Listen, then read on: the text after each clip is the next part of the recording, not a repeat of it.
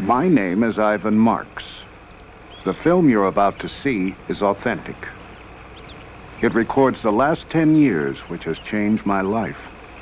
I stumbled on something that I could not believe at first, but soon realized it had significance on me and everyone around me, which could not be ignored or underestimated. The Eskimos call the subject of my story Bushman. The Colville Indians of upstate Washington call him Sasquatch. The Hoopows of Northern California call him Oma. But right now, let's just call him Bigfoot.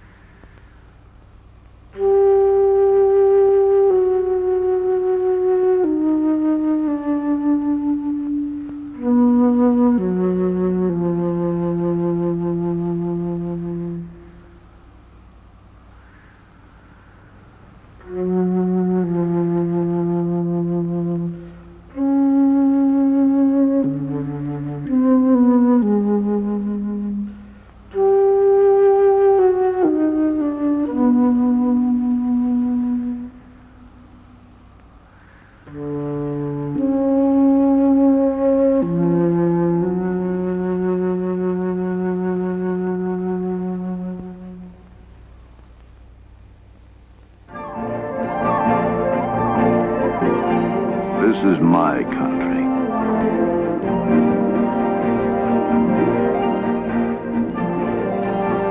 I've spent all my life in areas like this, as close to the animals as a man can get.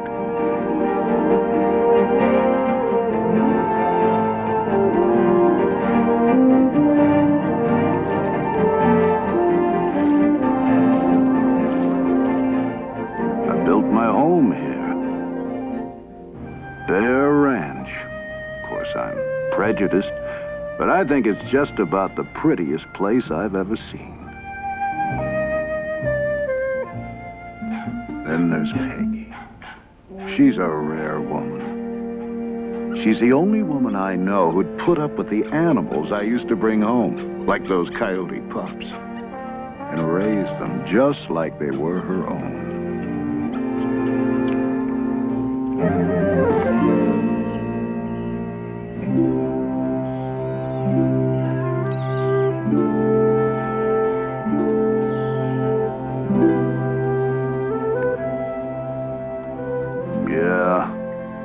We've shared more ups and downs than there are in the high Sierras. Those were good days, simple, clear-cut.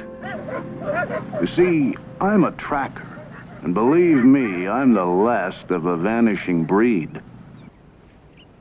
I know tracks, like the FBI knows fingerprints. I specialized in renegades, killers of livestock, and sometimes people. I didn't kill for sport.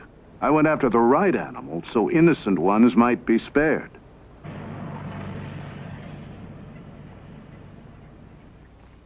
I learned trapping from my dad's shoulders back in Illinois.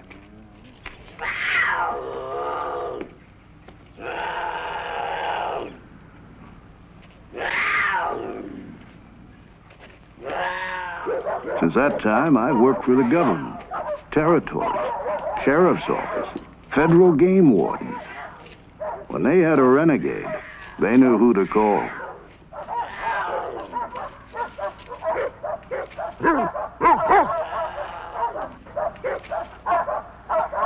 There was a time me and the dogs got called up all the way to Kodiak, Alaska. There'd been reports that Bear had been killing the cattle. Now I know Bear, and the Kodiak happens to be one of the most beautiful on God's earth. Takes a lot of grub to feed him. 9 feet tall, up to a ton in weight. No need for him to be killing cattle, though. He's as fine a fisherman as you'll ever see.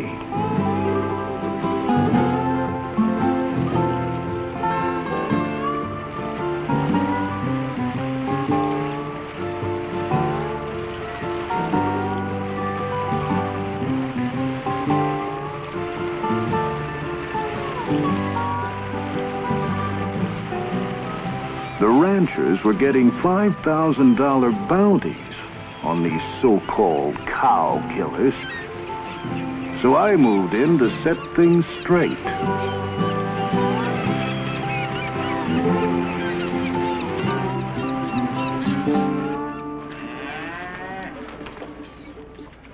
I met a rancher who said it ain't Kodiak killing my cattle. I'd finally found someone I could talk to. He said, Bigfoot. Straight-faced as could be.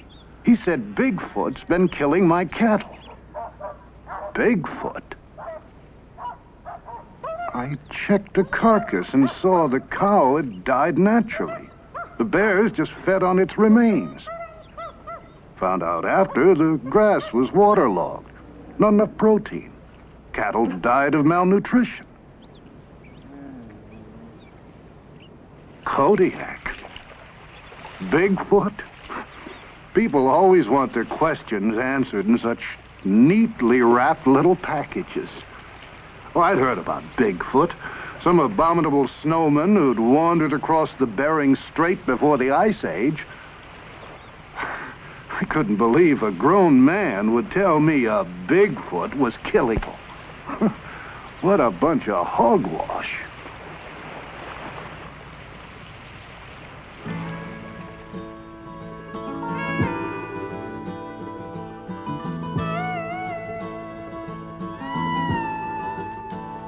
I didn't mind at all putting distance between me and those crazies in Alaska. And it felt good to be with some sensible folks like Peggy's brother. And Arizona University wanted us to track down a javelina hog for research. It's a small critter, but vicious.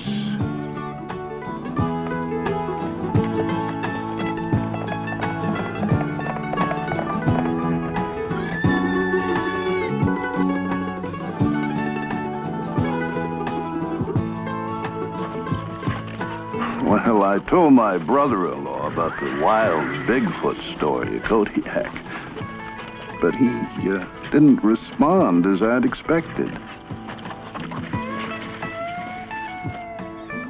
He said, "Don't be so quick to make judgments. There's something I want you to see." He took me to what Indians called the land of petrified wood. There, carved in rock, were drawings of a creature with big hands and big feet, exactly as I had heard Bigfoot described. The drawings were 700 years old. They told how creatures the Indians called stickman had come in the night and stolen the Indian children. The Indians abandoned the village in fear.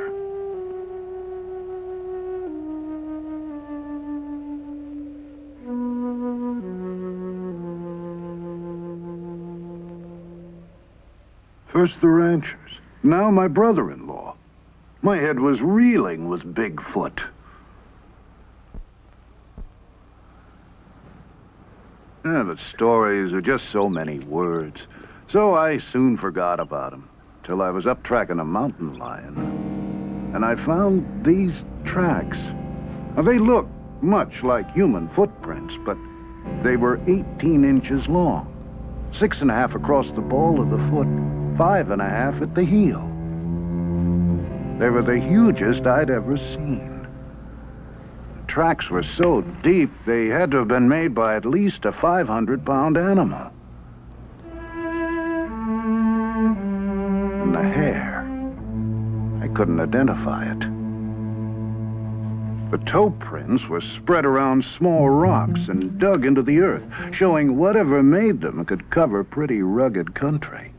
And the stride was enormous, 52 inches in length. Man's only 30. They were fakes. Somebody would have had to drag a pretty big machine over pretty rough country to make them, and they would have left their own tracks. I saw where a creature had stumbled.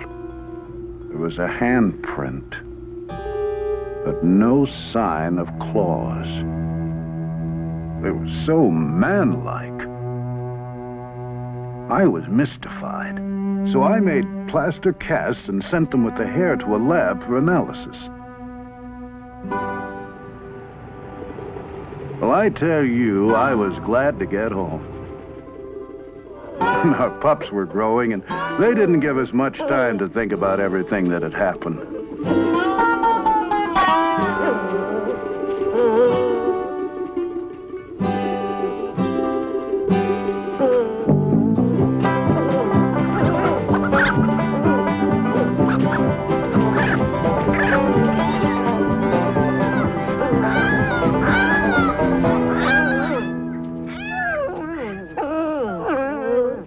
I was called to chase a renegade bear up north.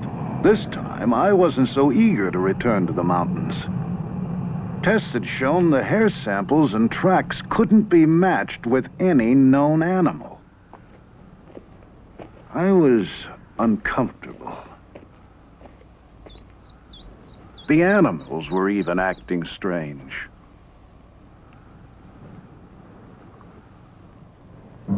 I soon found out why. And there, between its teeth, the hair. I was astounded. A 600-pound bear that had stood 8 feet tall, lying by the side of the creek with its neck broken. Now, I wanted to find out everything I could about Bigfoot. I advertised for any information or leads. You can't believe the number of stories people had to tell. My friends laughed at them all. Okay, I'd laugh too. But things were different now. I had to figure out what was fact and what was fiction. There were reports of creatures 12 feet tall, 800 pounds, that prowled on 2 feet. Now that's absurd, scientifically impossible. No creature that size or weight could even stand upright. And as for tracks, you can't imagine the number of kids I found running around the woods making plywood fakes. Tales of hunters being ripped apart, campers kidnapped and never heard of again.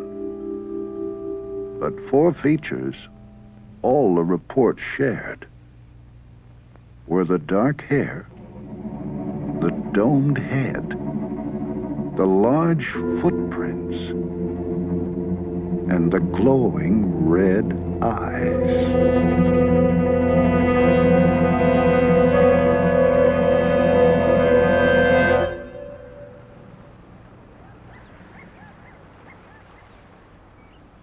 Nature's my home. How could some missing link be wandering around up here without me knowing it? It was good to get back in the mountains and visit a couple of my pets. I tried not to think about Bigfoot, but it was tough to shake. It wasn't 2 minutes before my friend had vanished in the wood.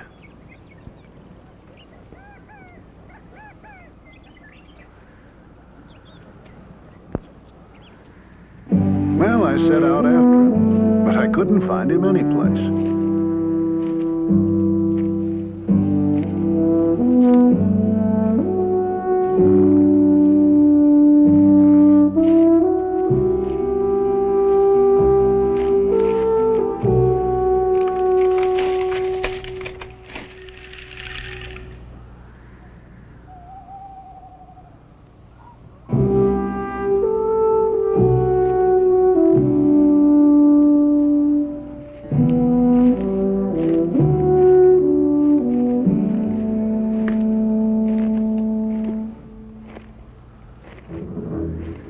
I came to a bridge, and there beside it, another track. Fresh.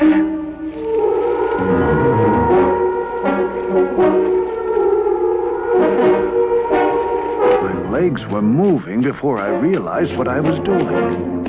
I couldn't believe what I'd seen. I had to get a closer look.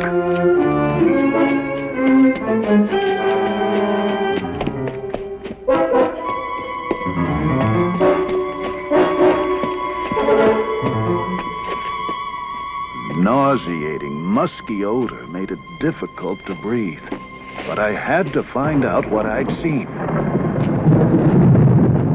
It was getting dark. Time was growing short.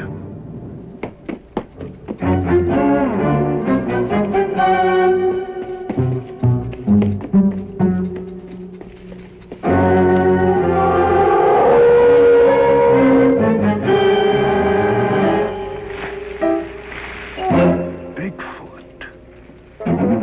I'd seen Bigfoot.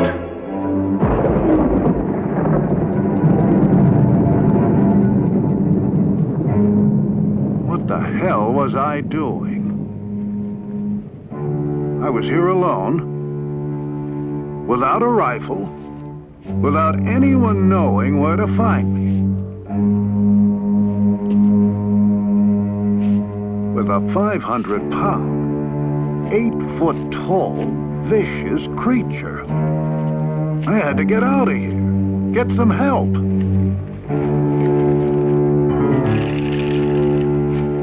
I had to show people what I'd seen. The footprints.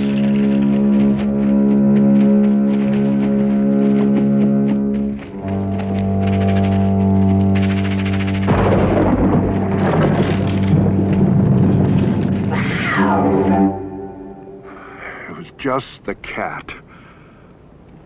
I'd never been so scared in my life. But my friends couldn't laugh now. Wait till they saw the tracks.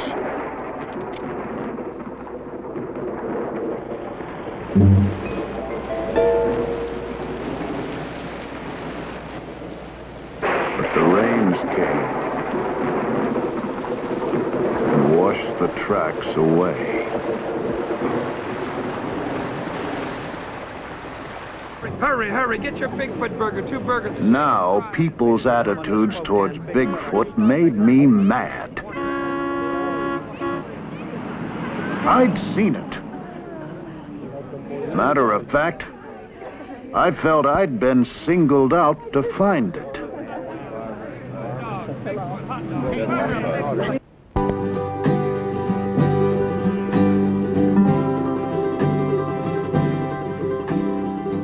Where do you begin? Jackson Hole, Wyoming. A suspicious set of tracks. I really thought I was on to something. Over 500 on the side of a mountain. The tracks are funny things. The smallest print can melt, freeze, get snowed over. And before you know it, it's gigantic. Here, the supposed Bigfoot was a little old coyote.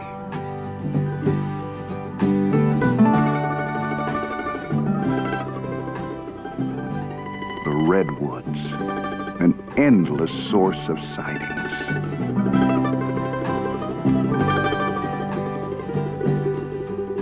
If this creature were here, where did it hide? I searched in the caves formed by the roots of the ancient trees.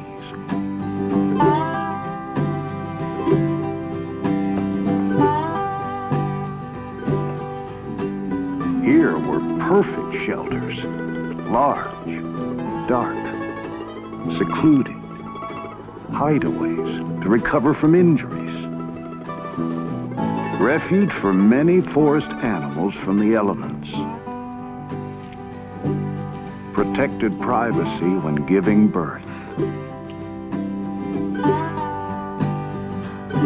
Hundreds of tree caves, but no tracks, bones, or unusual droppings.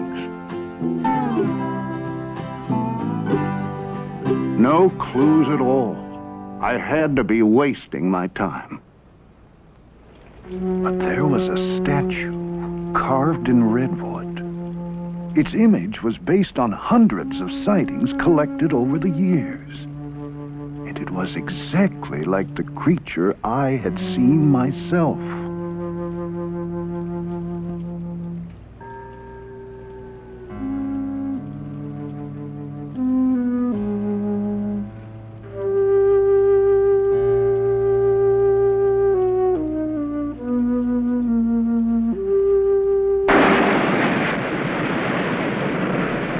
Oregon coast. Reports of Bigfoot feeding during the run of the nightfish. The shore was secluded. Food was plentiful. It seemed a perfect place for the secretive Bigfoot. So I waited. You don't know what it is to wait till you've been a tracker.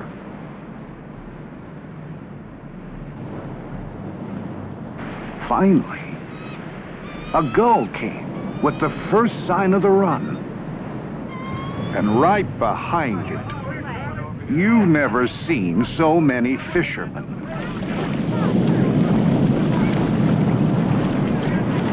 My secluded beach turned into Coney Island. Only way Bigfoot could show up here was wearing swimming trunks. One bum steer after another. How was I supposed to know which lead to follow? I was running out of time, and I was running out of money. As we left, I felt like the waves were laughing at our backs.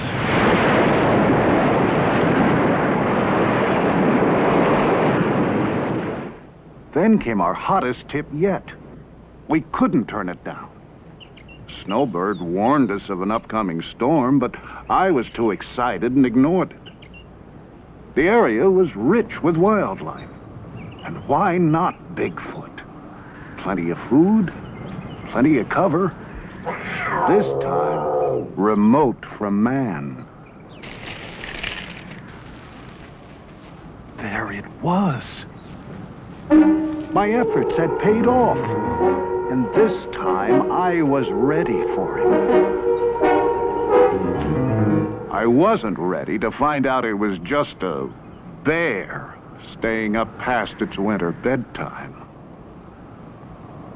What was happening to me? Any Boy Scout knows how people's eyes play tricks on them in the woods.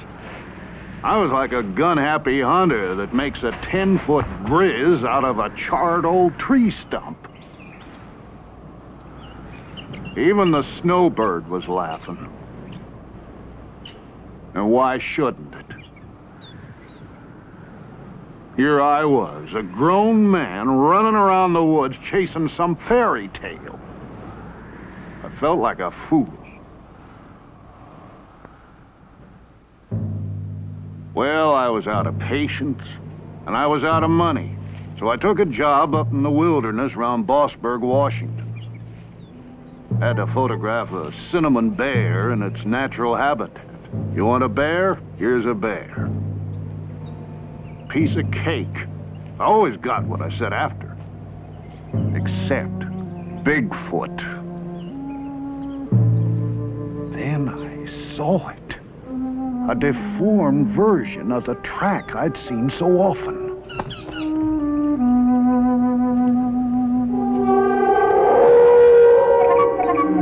There it was.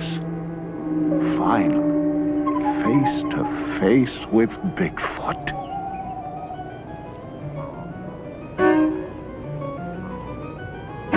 Here was the domed head, just as others had described it. The thick, dark fur to protect it from extremes of weather and allow it to pass unnoticed in the night. I saw it, photographed it, but scientists challenged my film. Yet it stood up under every conceivable test. Some revealed rugged terrain as the cause of the skinned heels, polio as the cause of the limp. But my documented evidence wasn't good enough for the experts. Experts who still asked, how could such a creature survive? Where does it live? Show us its remains. What does it eat? Experts who challenged my word but claimed credit for my film and profited by it on lecture circuits. Well, I didn't care for these people. But I was haunted by their questions. What an experience. Now I had to start finding some answers. The creature's tracks disappeared at the edge of a beaver swamp. Only sign of animal life was the geese migrating north for the summer. I wanted the satisfaction of bringing back unchallengeable proof. Still, where to begin? I found several other creatures had passed through the area, all heading north. Could Bigfoot be a migratory animal? I plotted all the reliable reports.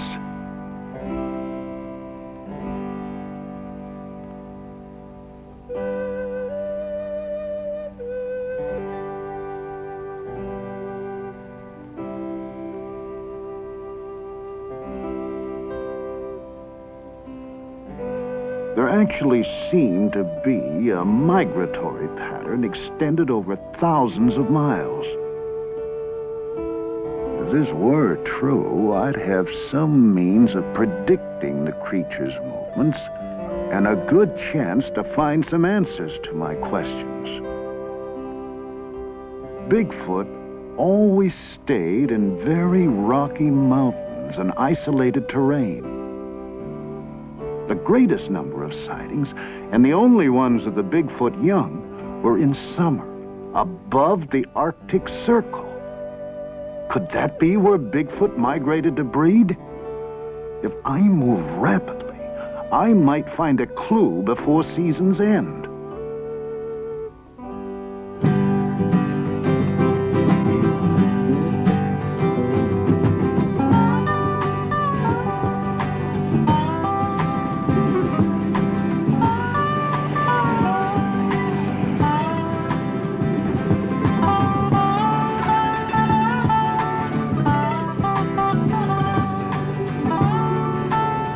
Peg and I took our camera and planned to document every step we took. The lava beds, Modoc, California. If Bigfoot were a migratory animal, my theory had to hold up all along the way. A track, centuries old, preserved in the lava. My theory was working. But I wondered how Bigfoot survived the violent eruptions that brought the lava rock. As usual, nature provided me clues. I saw these two little ground squirrels so much in love they took no notice of me or the dangers around them.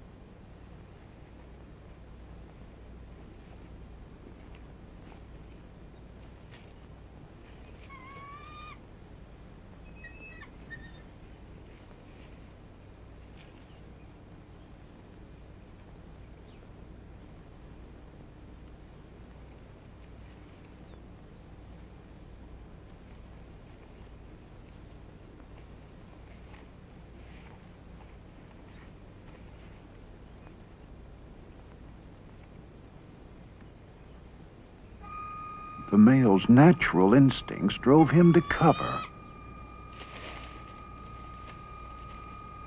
These same instincts started up in the wounded squirrel.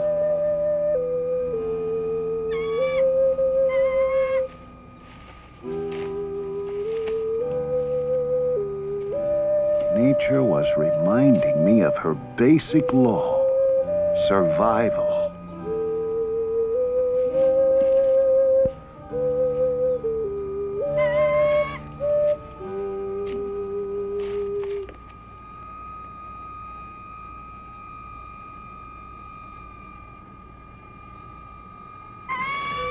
This same will to survive must have somehow kept Bigfoot going throughout all these years.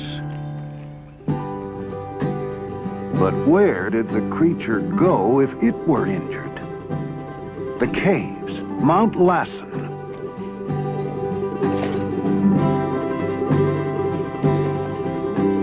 The Hat Creek Indians believed they were inhabited by an evil ape man. Now I was hot. Every step along the way brought me new clues. It was too late in the season to find the creature here now. But I'd soon catch up with him above the Arctic Circle.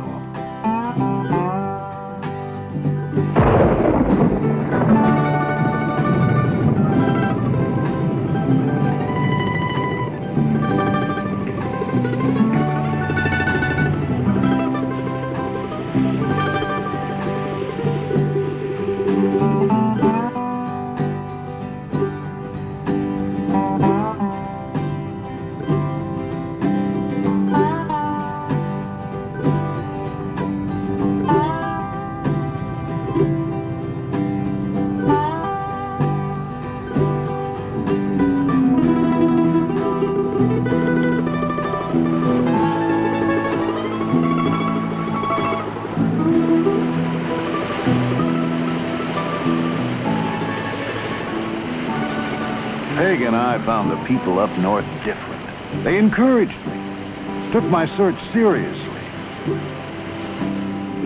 Like the lumberjacks, mountain men, like myself. The first into the midst of the wilderness, which meant first with stories of Bigfoot. Most of their sightings came at the time of year I'd anticipated. They were sure when Bigfoot passed because strange happenings followed in a nearby valley. Herds of goats come and perform a ritual suicide. Sure enough, the goats were there, looking as if they were grazing normally, but actually eating pounds of dirt. With one gulp of water, the earth turns to cement, and they die, lying in the shadow of Bigfoot, etched in rock 26 feet high, and the wolf, his only known traveling companion. What went on in this valley Bigfoot passed through went against all the natural laws of survival. And the rock formations, too massive to have been shaped by man, presented another, totally unexplainable, natural phenomena. To those who cried, for Bigfoot to exist goes against every bit of scientific data known to man, I could now say how much more there is to know. I felt close to the adventurers who'd left their calling cards at Watson Lake as they crossed into the Yukon, and even closer to those who'd made a similar journey at the turn of the century, who set out after something they didn't know where to find, but knew was out there someplace. With so many pouring into the Yukon during the gold rush, it's no surprise there'd be such a rich source of stories about Bigfoot.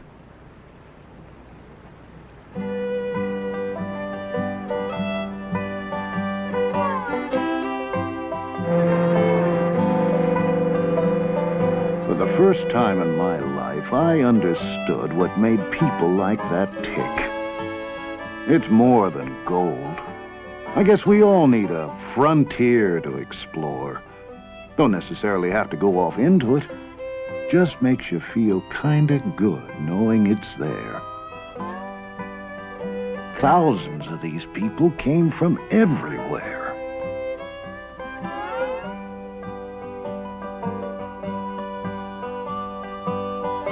Tent cities sprung up where no man had ever even walked. If Bigfoot came here to keep clear of man, its seclusion didn't last for long. Such a rich source of information had to bring new leads. Sure enough, an old miner's story told how the glaciers up there were the burial grounds of the Bigfoot. That would explain why there were no remains. The creatures carried their dead over thousands of miles just to deposit them in crevices that opened up in the spring thaw. Can you imagine?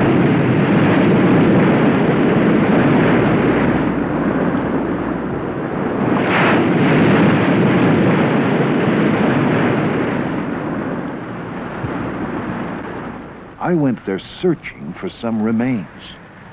I did find tracks, so I had to be close. I found bones that told many different stories, but none of Bigfoot. The constant movement of the glaciers could either crush the remains or wash them to the sea.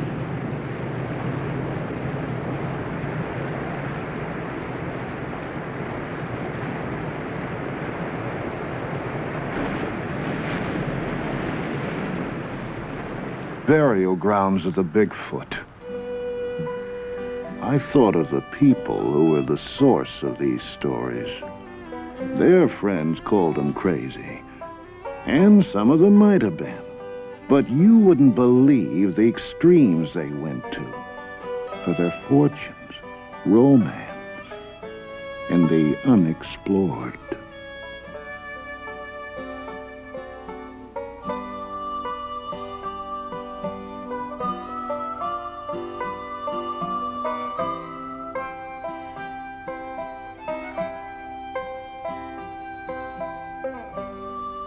I guess it wasn't so tough to believe Bigfoot could have gone to similar extremes for a far more instinctive, basic drive, as burying his dead.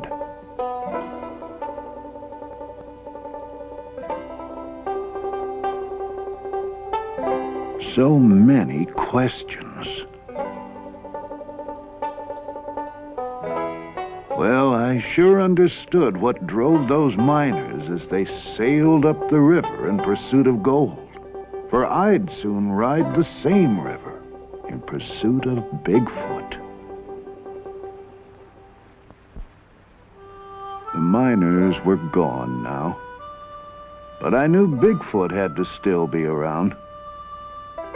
The frequency of current sightings meant he'd somehow survive the diseases the white man brought into the wilds. The tuberculosis, measles, that wiped out whole tribes of Indians and Eskimos.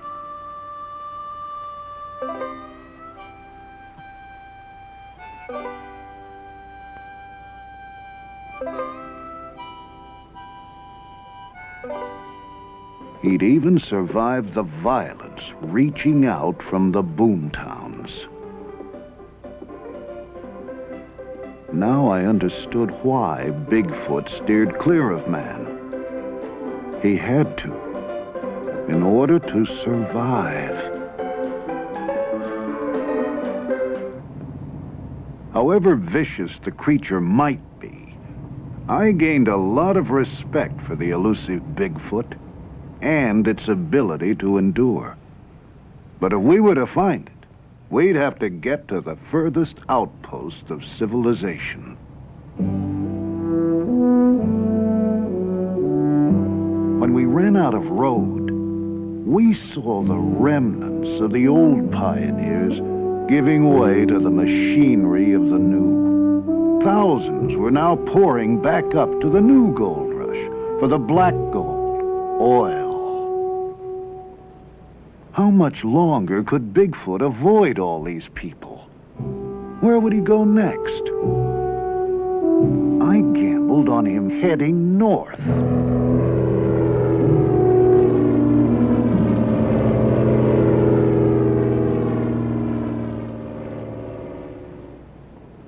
Well, traveling had been tough, so we treated ourselves to the fanciest hotel in town. There, Yukon Frida.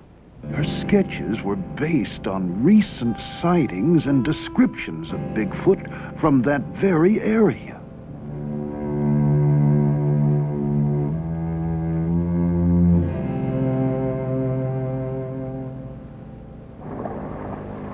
As we started our journey up the river, I thought of the statues and drawings I'd seen in Arizona, California, Oregon, Washington, British Columbia, the Yukon, and now above the Arctic Circle, all of them resembling the very creature I saw myself.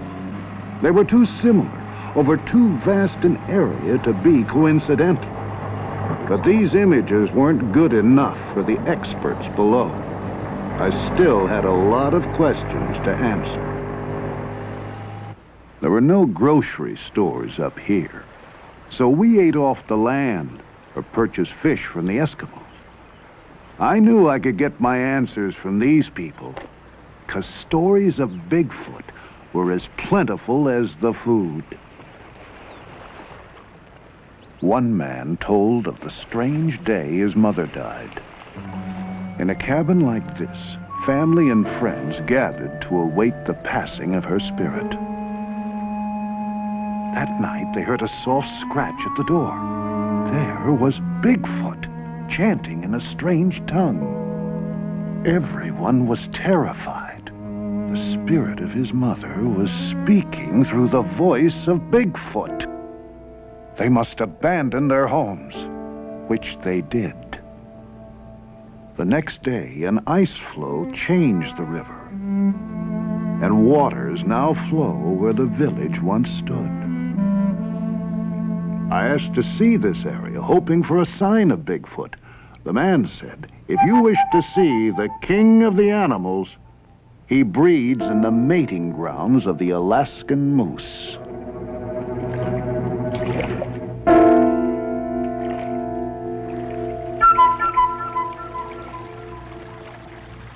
The moose came, as if a sign, reaffirming the man's words.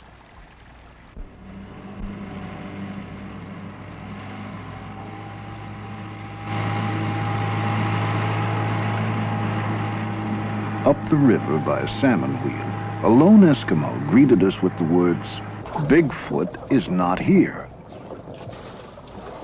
How did he know what we were after?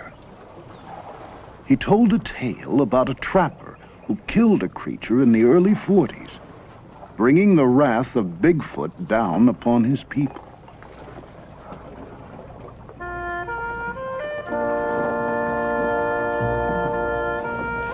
He said, one night I was caught out on the trail with only a few minutes of twilight left.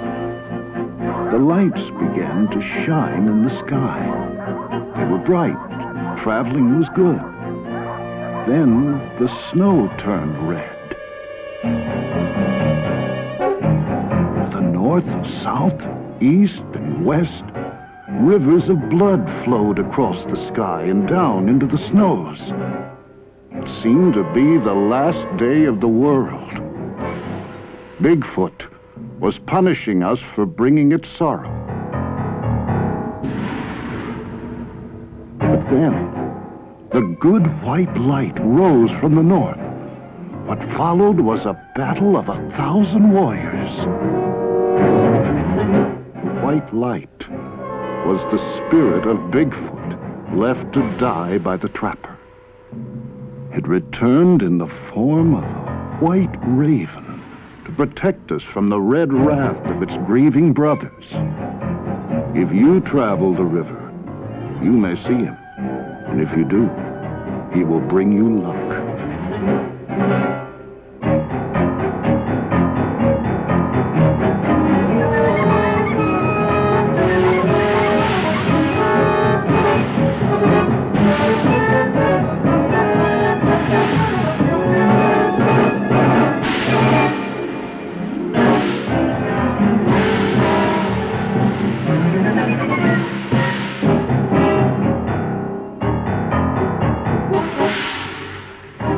Then the native gasped, pointing to a bird soaring above us. The legendary white raven. The fisherman said, "Bigfoot smiles upon you. You will bring word of him to the people below."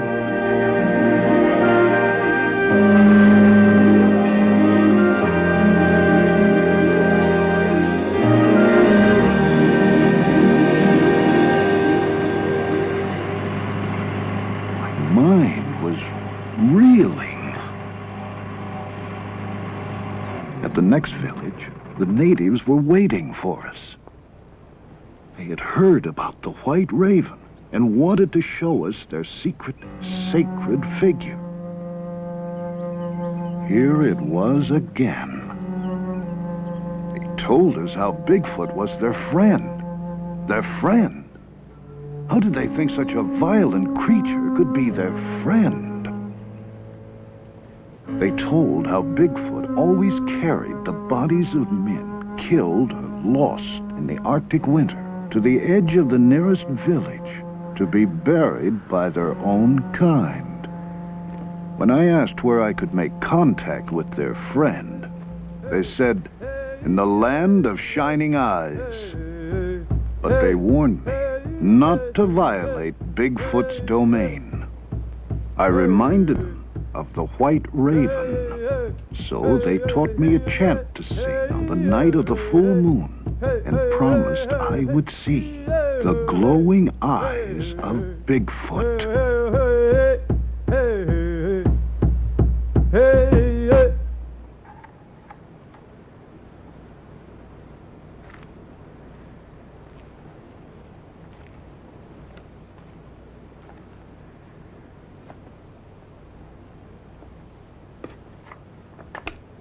Well, I wasn't going to have a thing to do with any chanting. So I set up walkie-talkies 300 yards from the tent to monitor any movements on the tundra during the night. At the first sound, I'd have a jump on the creature.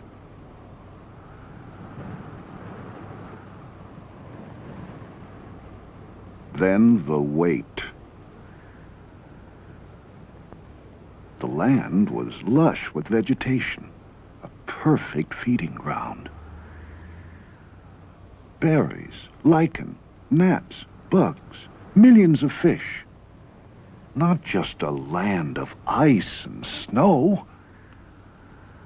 I understood why Bigfoot and so many animals flocked to the Arctic to breed and raise their young.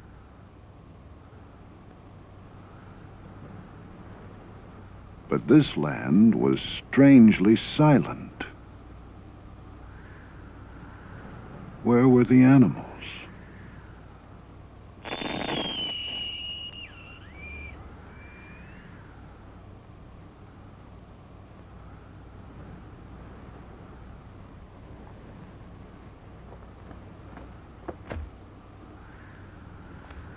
My transmitter had been thrown 15 feet. And the tundra held no tracks. Days passed. I felt like a fool, but now I'd go to any ends to conjure up the creature.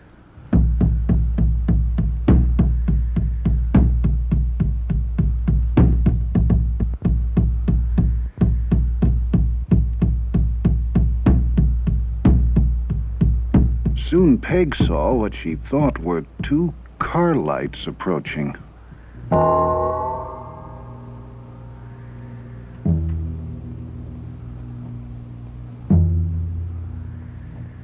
I was caught in the darkness, but Peg guided me toward the lights.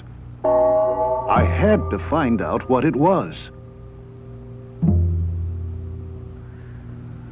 Then we realized they were the shining eyes. This time, I couldn't let Bigfoot escape.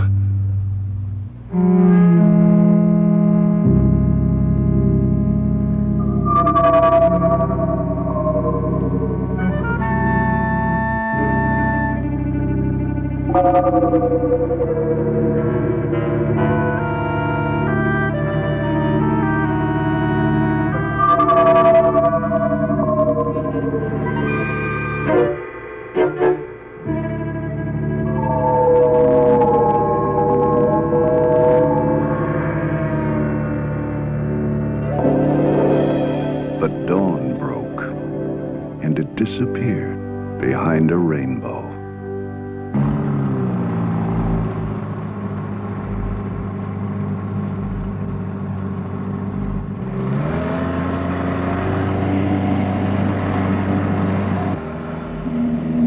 This was too much. I felt like I was coming apart at the seams. Here I was, an experienced mountain man all my life, acting like a spooked tenderfoot. I still had 1,000 questions, and so few answers. I couldn't concentrate. My head was spinning with tall tales and folklore. I no longer knew what to believe. I had to get away from the others and be by myself.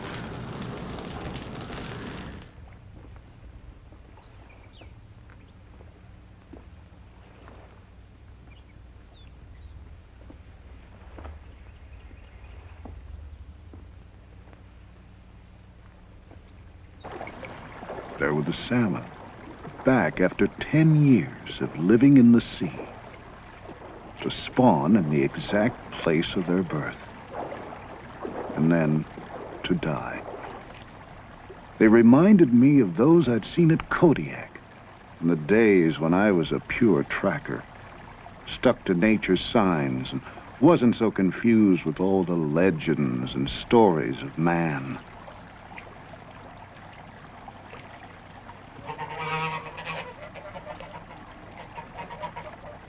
And there were geese.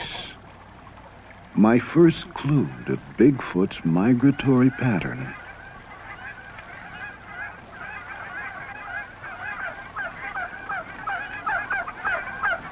I began to feel close to nature again.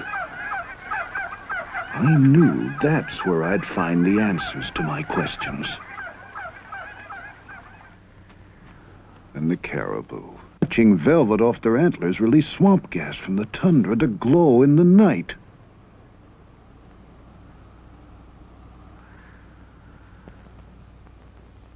Then I saw what must have been the monarch of the North. I was terrified. It could crush the likes of me with one swoop. But it was the most magnificent animal I think I've ever seen. He didn't seem to notice me as he made a clearing. He sharpened his horns as if to prepare for combat. I thought he'd come for me now. Instead, he dug a pit and marked it with his scent.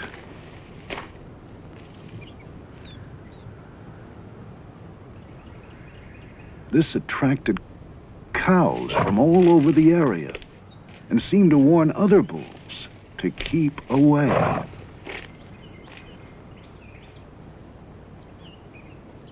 The cows declared themselves his by covering themselves with his scent. I'd made it.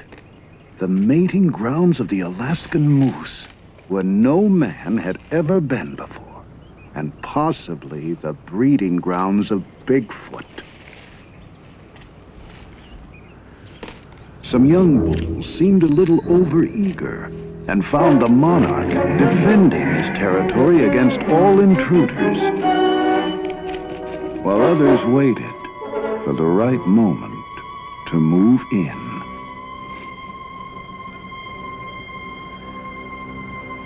Then he saw me. But luckily, a match for the monarch challenged him for his cows and territory.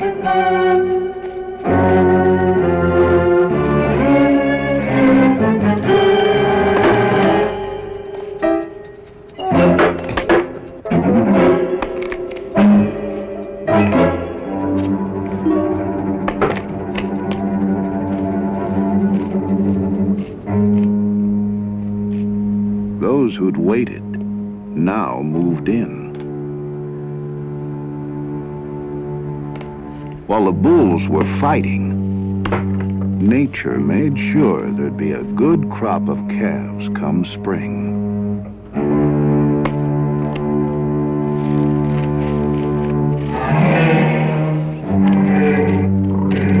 Finally, the monarch triumphed.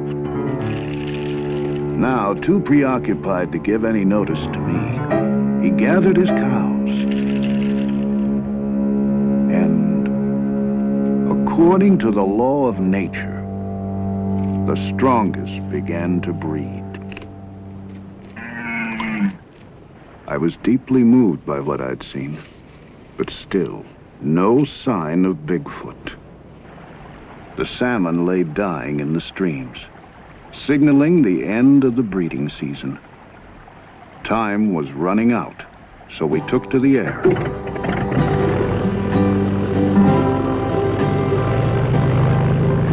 The Arctic winter could close us in at any moment, so we had to move fast. Why couldn't I find this creature? Was my theory wrong? When I saw the expanse of space below, I laughed. Anything could be out there. They'd found Stone Age men in New Zealand. There were prehistoric fish being pulled out of the Persian Sea. My God, a primitive man walked out of the mountains 70 miles from the capital of California. There's so much territory yet to be explored. We found undiscovered wrecks of men who tried to break into this wilderness and were never heard of again. I couldn't think of the risks. Everything I believed in was on the line.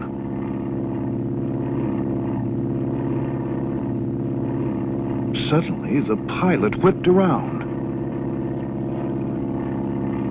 There he was, a young Bigfoot, frozen like a tree.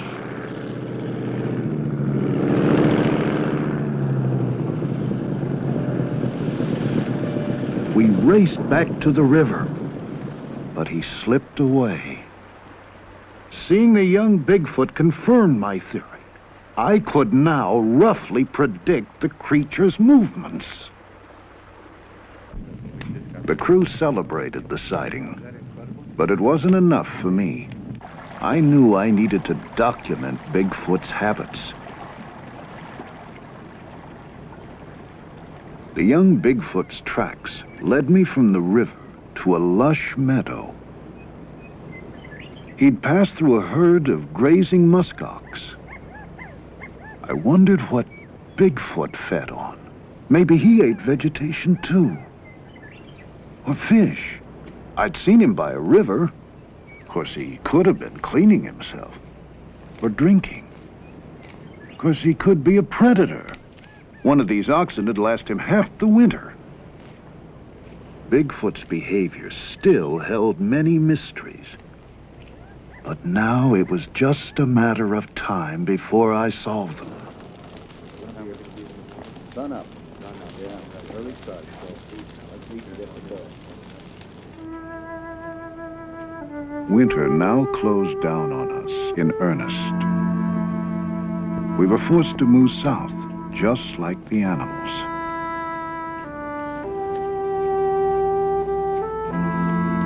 The caribou gathered for their migration.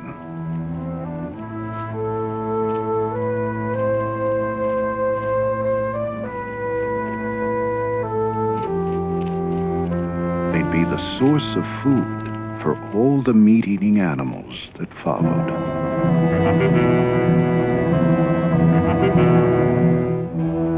If Bigfoot were a meat-eater, he'd feed on caribou too. If I could prove that he did, I'd have a clue to the place he held in nature. If I could film it, I'd have the kind of documentation the experts demanded. Whatever his habits, I knew the road would be paved with danger.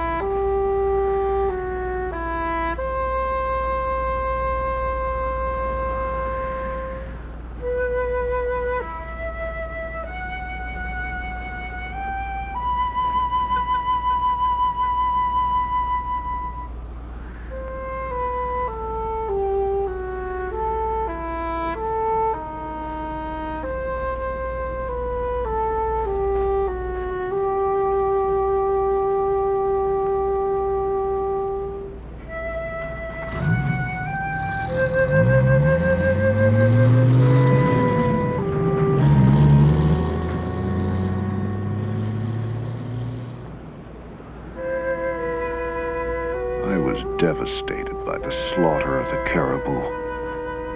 I kept thinking of Bigfoot and its migration. It had to be protected. It could be wiped out before I had a chance to study it. But how could I get protection for something so few believed existed? I needed that unchallengeable proof I'd first set out for. There was no sign of Bigfoot with the caribou. It must eat vegetation or fish. The perfect place. Beaver Swamp in the spring.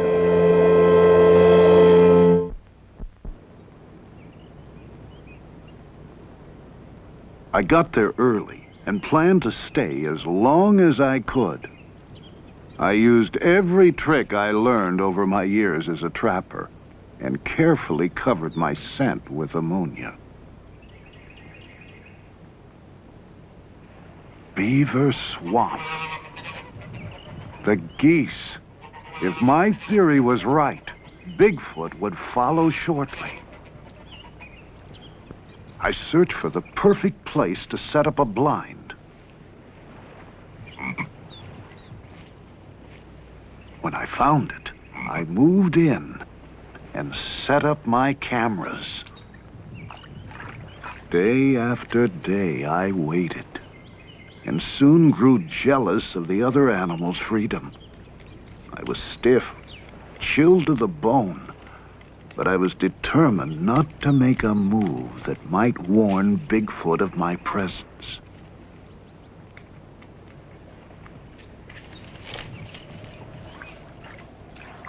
What if he didn't come?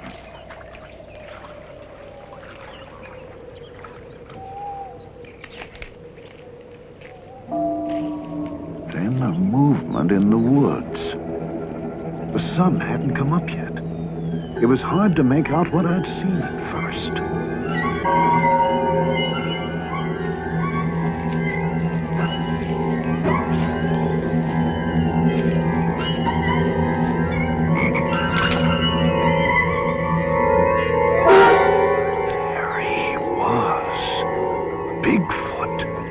standing no more than 100 yards from my blind. I began to shake all over. I could barely keep hold of my camera. He was awesome.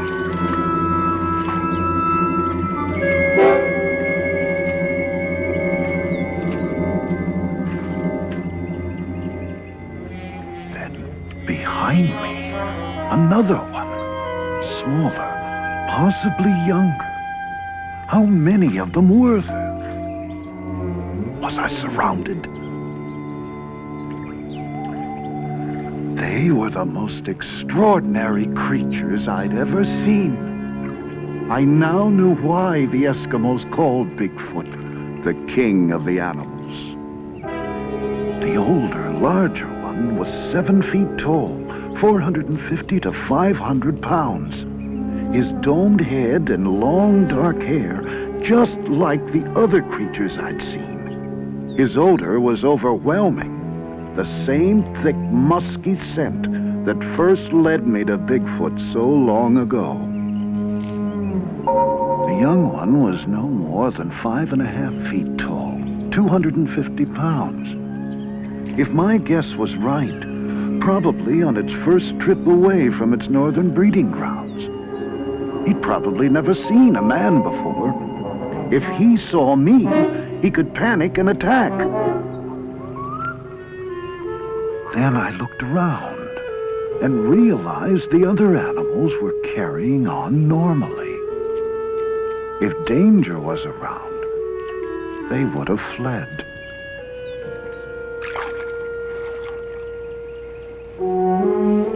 Just as the Eskimos had said, Bigfoot is a benevolent creature.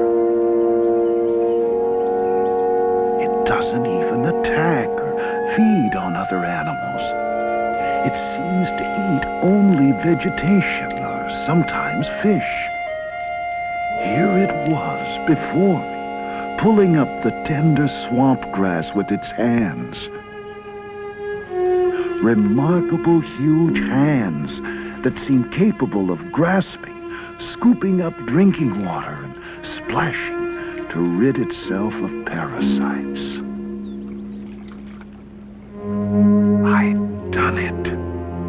Here I was again with Bigfoot.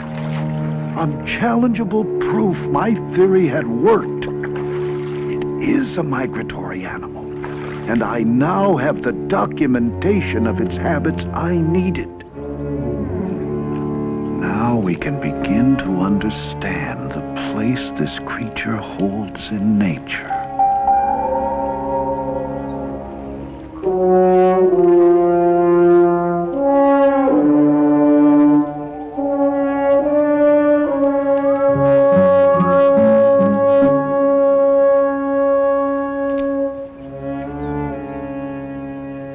A raccoon came out to start his day's hunting. I knew the nocturnal Bigfoot would soon return to the cover of the forest.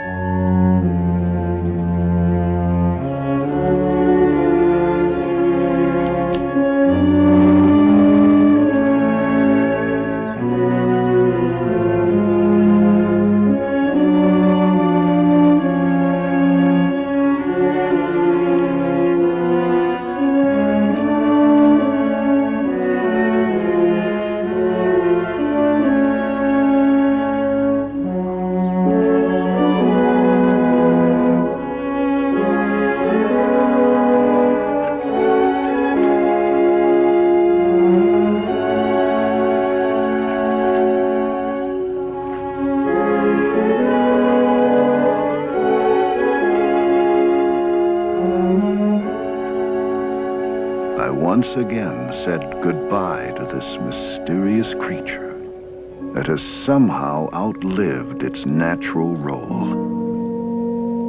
endured the tests of time, now left to wander the land elusively, with a strange will to survive.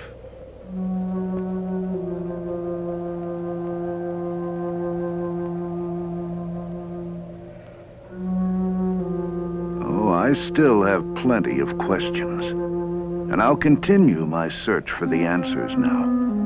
But I assure you, I'll no longer get so caught up in the problems of my research that I'll lose touch with the wonders it reveals.